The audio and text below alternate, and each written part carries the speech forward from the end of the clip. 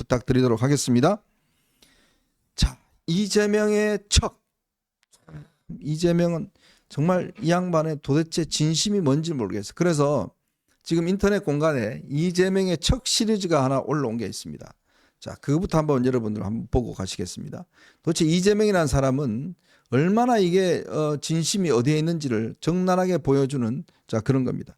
자, 유권자들한테 저렇게 가서 유세를 해놔놓고 아유 일하는 척 했네 라고 저렇게 한마디를 던집니다. 자, 그럼 그 유권자들이 뭐가 되는 겁니까? 자, 그 다음에 두 번째로는요, 단식하는 척 했습니다. 자, 이재명은 지난번 이 단식을 할 때 그 단식을요 20 며칠 동안 하면 이건 역사상 이렇게 유례가 없다고 그래요. 그렇게 단식을 하게 되면 꽤 힘들 텐데 멀쩡했습니다. 그런데 그러면 과연 뭘 먹었을까? 마늘, 소금 뭐 등등 해서 과연 단식하는 척한 바로 이재명입니다. 자, 그 다음에 또 하나 보실까요? 자, 이재명 지금 지팡이를 짚고 가죠. 못 걷는 척 하고 있습니다. 도대체 어디에다가 저걸 해야 될지, 쇼를 해야 될지 못 걷는 척 하고도 이렇게 가는 장면 보고 계십니다. 자, 그 다음엔요, 이재명 존경하는 척. 내가 박근혜 대통령 존경한다 했더니 진짜 존경하는 줄 알더라 라는 그 명언을 남겼었죠. 존경하는 척 하는 겁니다. 그 다음에 노무현을 따를 것이다 그렇게 했는데 노무현을 좋아하는 척 했습니다. 자, 그 다음에는요, 김문기 씨를 뻔히 자기가 근무하고 있는 사람이 알면서 김문기 씨를 모르는 척 했습니다. 자, 그리고요, 또 정말 그 TV 프로에 나와서 마치 아무것도 없는 것처럼 반찬도 없고 소금도 없는 것처럼 했는데 재산이 31억 원이나 넘는다고 그럽니다. 재산이 없는 척, 거지인 척 하는 겁니다. 자, 그 다음에는요, 광주를 위하는 척 가서 눈물을 흘리면서 거기 왜 가? 라고 했던 그런 게 있죠.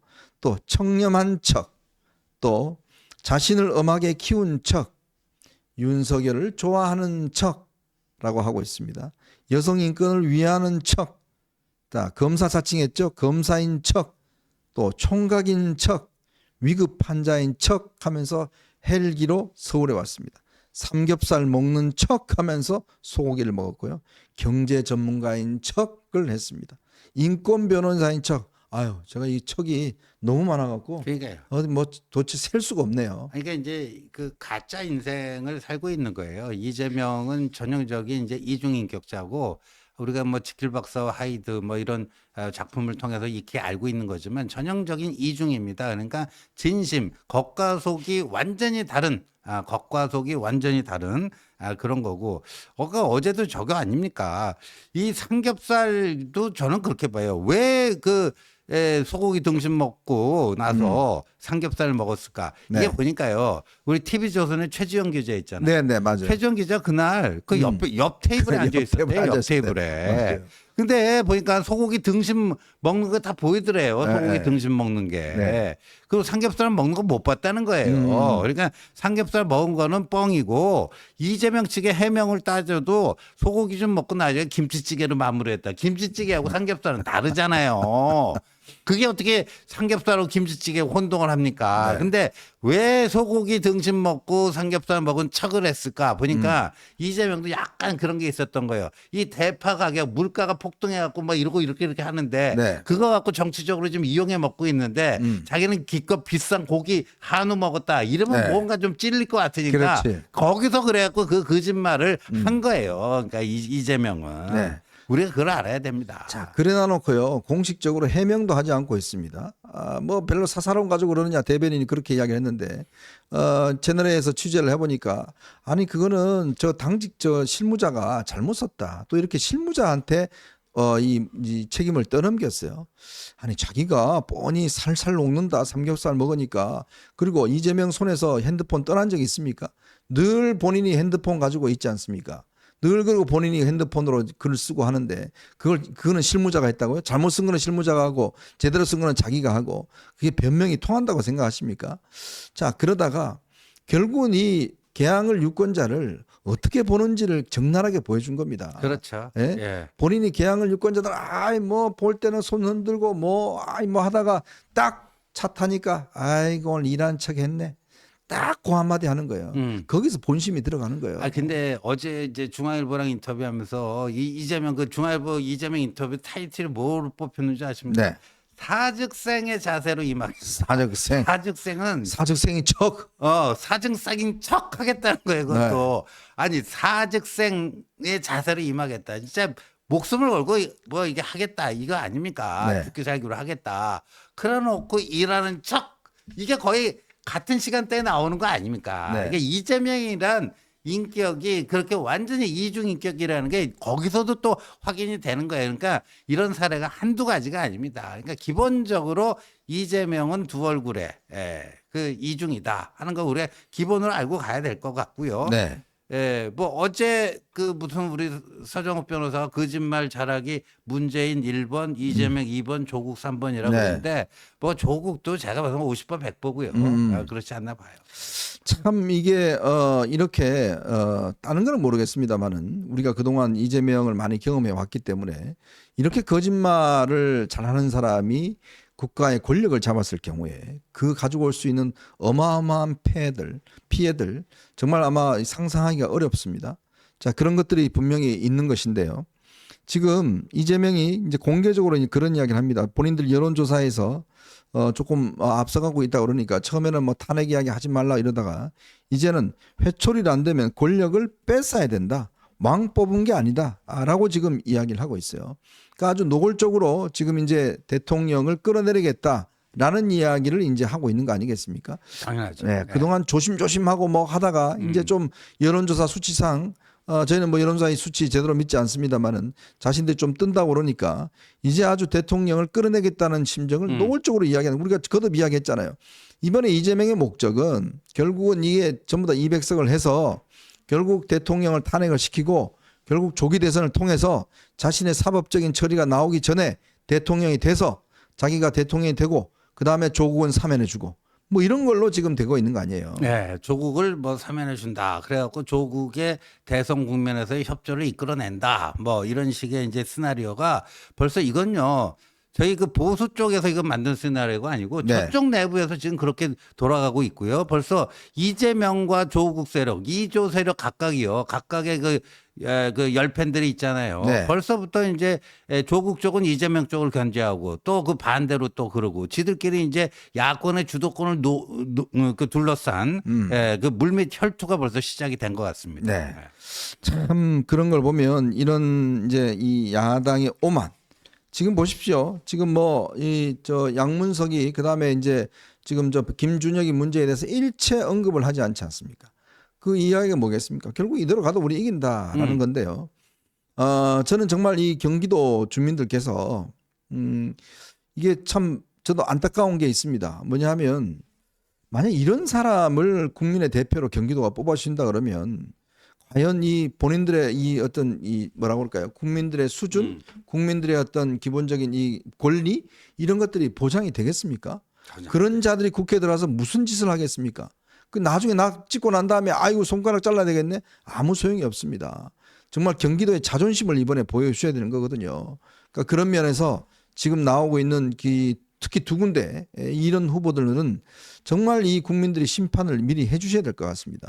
이 두 명이 들어가게 되면 지금 양문석은 공공연하게 저의 허물은 덮어주고 들어가면 바로 언론의 징벌적 손해배상 지금 그 법 만들겠다 이야기하고 있고 김준혁은요 지금 육성으로 한 번도 사과하지 않았습니다. 자 그런 사람이 국회로 들어가면 이 국회가 얼마나 저질이 되겠습니까? 제가 볼 때는요 김남국 뭐 김의겸 이거는 유도 아닐 것 같아요. 그렇죠, 그렇죠. 그래서 이 보니까요 우리가 잘 보자고 이 양문석이 지금 이렇게 개기고 있는데요. 오늘 경기도 선관위가요 양문석을 공직선거법상의 허위사실 유포죄로 고발을 했습니다. 고발을 했어요. 네. 왜? 이 31억 얼마의 저 잠원동 서초구 잠원동 45평 아파트를 매입하지 않았습니까? 네. 그러니까 선관위에는요 21억이라고 허위 신고 아니에요? 네. 허위 신고.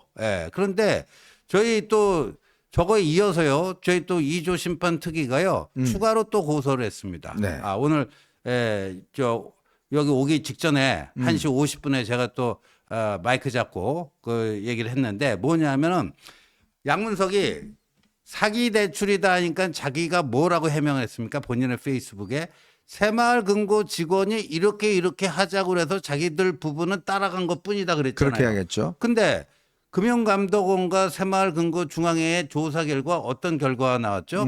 그거는 새마을금고 직원이 그런 게 아니라 중간에 대출 브로커가 끼고 그렇죠. 하면서 그렇게 한 거지 새마을금고 측에서 우리 측 직원이 이렇게 한 게 없다라고 분명히 밝혔어요. 그러면 그 페이스북에서 얘기한 게 뭐가 되죠? 네. 허위 사실이 되는 거예요. 맞아요. 바로 그 허위 사실 공표로 이제 했는데 양문석은요. 지금 그 네 가지 혐의입니다. 네. 사기가 2건이에요. 대출 신청자 단계에서 허위 서류 냈죠. 또 대출 유지 단계에서 허위 서류 냈죠. 네. 그다음에 허위 사실 공표가 2건입니다. 네. 오늘 경기도 선관위가 한 건 했고 우리 이조 심판특위 한 건 했죠. 네네. 한 건이 더 추가가 될 수 있어요. 대출 유지하는 데 있어서 이렇게 썼다 해갖고 뭐 5억 원의 물품 구입비 그거 서류 냈잖아요. 그게 사문서 위조가 될 수 있어요. 그렇죠. 그러면 5가지 혐의예요. 이 한 건 가지고 5가지 혐의예요. 이런 자를 국회의원으로 뽑겠습니까? 정말? 네. 이게 왜냐하면 선거법상요. 재산 신고를 할 때 공시지가와 그다음에 구입 가격 이 두 가지를 해야 되는데 거기서 높은 가격으로 신고를 해야 됩니다. 그래서 이제 정정을 하고 뭐 이런 사태도 있었는데 지금 이제 이 양문석 같은 경우는 이게 21억의 공시지가예요. 근데 실구매가 31억입니다. 그러면 31억으로 신고를 해야 되는 거예요. 근데 21억으로 신고를 했거든요. 그러니까 10억 정도를 빠뜨린 겁니다. 그래서 바로 선관위가 지금 이거를 검찰에다 고발한 겁니다. 이거 제가 볼 때 유죄 나오면 바로 배치 떨어집니다. 배치 떨어져요. 네, 배치 떨어지기 때문에 이거는 뭐 빼박이고요. 이런 상황이니까 지금 양문석 같은 경우는 사면 초과예요. 이제 그런데도 결정을 지금 못 내리고 있는 거 아니겠습니까? 이제 그런 거는 결국은 이재명이 자기가 여기를 사실 양문석이를 거의 내리꽂았잖아요. 그렇죠. 그러니까 그거를 인정하고 이제 이거를 실패를 즉 공천 실패를 인정하고 싶지가 않은 거예요. 그럼요. 그런 상황에서 이제 특히도 양문석이 들어와서 또 얼마나 또 난리를 치겠습니까? 정말 국회에 들어와서 오만 또 저 그 목소리 가지고 난리를 치겠어요. 이제 이재명 앞장서서 그걸 기대를 하겠죠. 그런 것 때문에 결국 못 건드리고 있는 겁니다. 그리고 보니까 이 조국 있잖아요. 네. 양문석 얘기하니까 이제 거울아 누가 이 세상에 나를 제일 많이 닮았니? 조국이 거울 보고 쳐다봤더니 네. 거울 반대편에 양문석이 나타났다는 거 아니에요? 네, 뭐 맞아요. 그런 그림이 있더라고요. 우리 딸로 인해서 뭐 피해 본 거 없다. 우리가 뭐 그 대출 받았다고 피해자가 있느냐? 네. 그리고 양문석이 이거 뭐 처분해가지고 거기 만약에 수익이 남다면 사회에 환원하겠다. 근데 조국이 웅동학원 갖고 똑같이 했잖아요. 네네. 근데요 경남교육청에 이제 확인을 받았어요. 확인을 받았는데 조국이 2019년에 그 웅동학원 사회환원 약속을 했잖아요. 네. 그러면 사회환원 약속을 했으면 최소한 그 해당 교육청인 경남교육청에 뭐 한 번이라도 문의를 해봤어야 될 거 아니에요. 그렇죠. 한 번도 안 했다. 이게 오늘 문화일보가 보도했죠. 네. 이게 그렇습니다. 2019년도 이후부터 현재까지 경남교육청이 웅동학원으로부터 사회환원과 관련된 공문, 협조문, 민원상담 일체의 공식적인 요청을 받은 적이 없다. 이렇게 이야기를 했어요. 새빨간 거짓말 한 겁니다. 뭐 팔기 위해서 뭐 노력했다 뭐 이야기하는데 새빨간 거짓말 한 거예요. 5년 동안 지난 5년 동안 한 번도 그런 걸 시도한 적이 없답니다. 결국 이게 또 거짓말이라는 게 드러났기 때문에 참 이런 거짓 세력에게 정말 나라의 어떤 입법권을 넘겨줄 수는 없다라는 그런 정말 강하게 우리가 입장을 가지고 이번 선거에 또 많은 분들에게 또 설득도 하고 해야 되지 않겠나 싶습니다.